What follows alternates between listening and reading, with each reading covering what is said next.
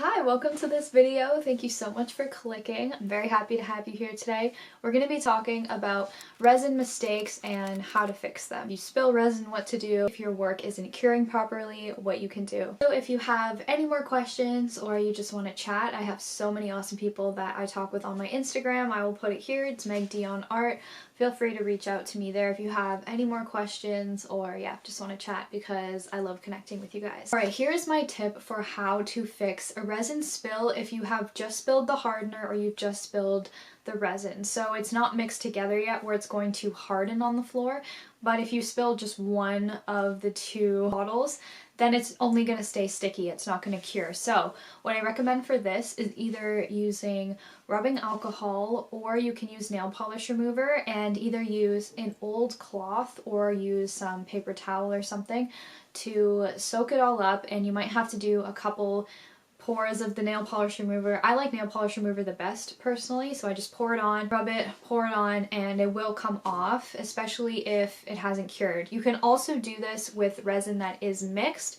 So the resin hardener are mixed together and then you spill it. You can also use this method with nail polish remover or rubbing alcohol and clean it up before it cures, which is what you want to do because it's just so much easier that way. Colors are a little bit different. If I spill alcohol inks, it's very hard to get out. If I spill actual paint or colors, I do the same thing. I just use nail polish remover for that. I would put this in my top supplies if I have a hair on my face.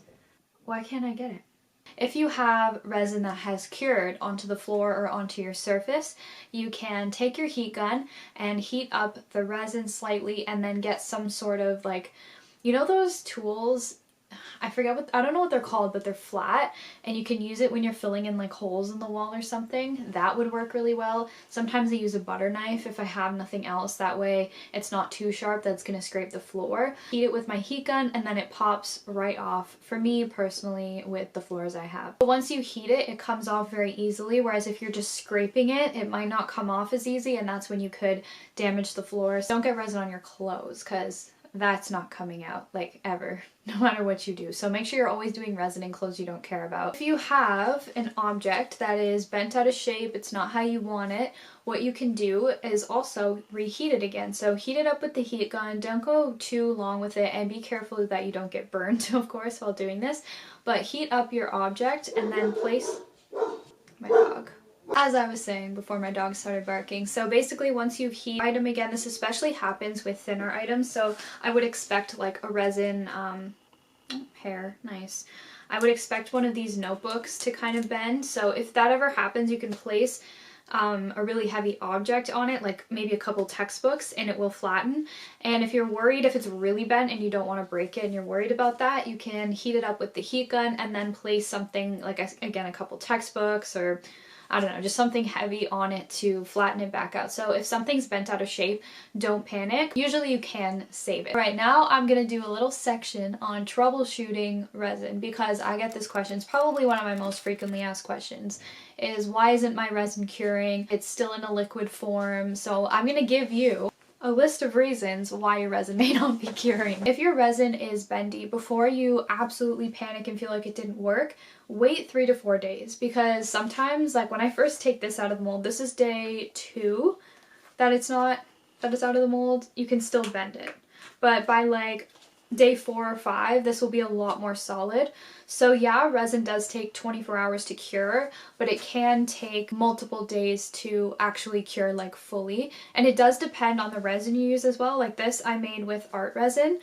I don't have a back cover on this yet. This I made with art resin, but if you use Total Boat resin, I find it has a much more sturdy cure, so it could also depend on the type of resin that you're using. I love art resin Total Boat for all different reasons. There are some reasons why your resin could not be curing properly. It's super bendy or it's just still in its liquid form. If your room is not room temperature, so I don't know what it is in Fahrenheit, but I know in Celsius 21 degrees is about room temperature. Personally, I've never found an issue with this because I used to do resin in my garage in the winter, in the summer, and the temperatures obviously fluctuate a lot outside. outside and in a garage, but I never found that that affected my curing, but I have heard of people who have had this issue. So I'm just going to include it because I know this can be an issue.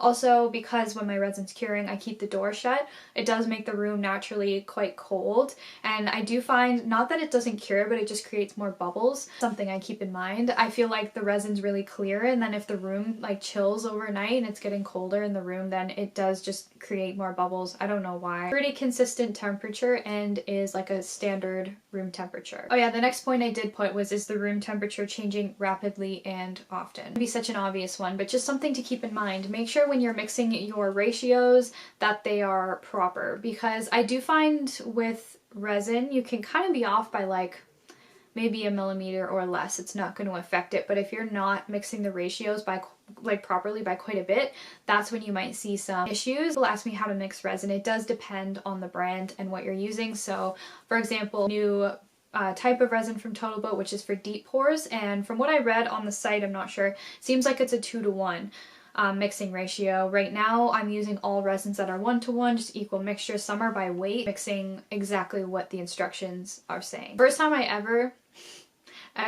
poured resin, I think I have a photo of it somewhere. I mixed it for like 30 seconds and I was like, yeah, that's probably good.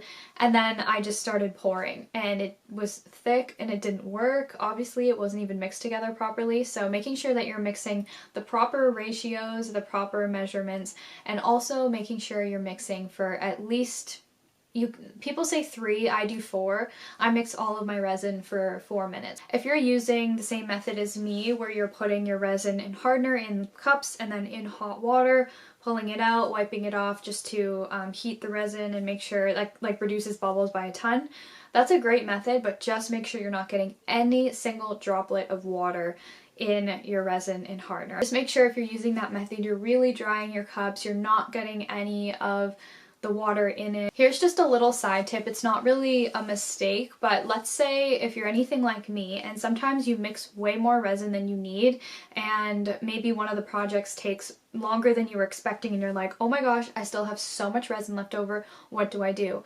A way to avoid this problem, if you have an ongoing project that you can pour really quickly, an ocean piece, if you have like a little one beside you, you can quickly pour that resin on that you're about to waste and then just get some white alcohol ink and make some waves. Or if there's something that's requiring a second layer, like for example, this notebook I poured, but maybe if I'm running out of time and I have this like second page to make randomly, I'll have that sitting next to me. So just have projects next to you that you can quickly pour. They don't take a lot of time, and that way you're not going to waste any resin, because that's the worst feeling. We all know how expensive resin is, and there's no worse feeling than wasting it.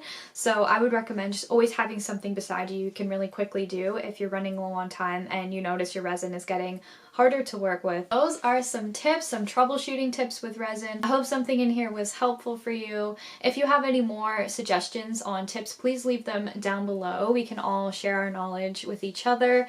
Thank you so much for watching. If you enjoyed, don't forget to give me a thumbs up because it helps out my channel, and subscribe if you're new. I do tons of videos about resin art, small business related content, and personal development content because I'm very passionate about it. So if that interests you, please subscribe. I would love to have you here. I have the nicest community of people ever. Thank you for being here. I love you so much, and I hope to see you in my next video. Bye!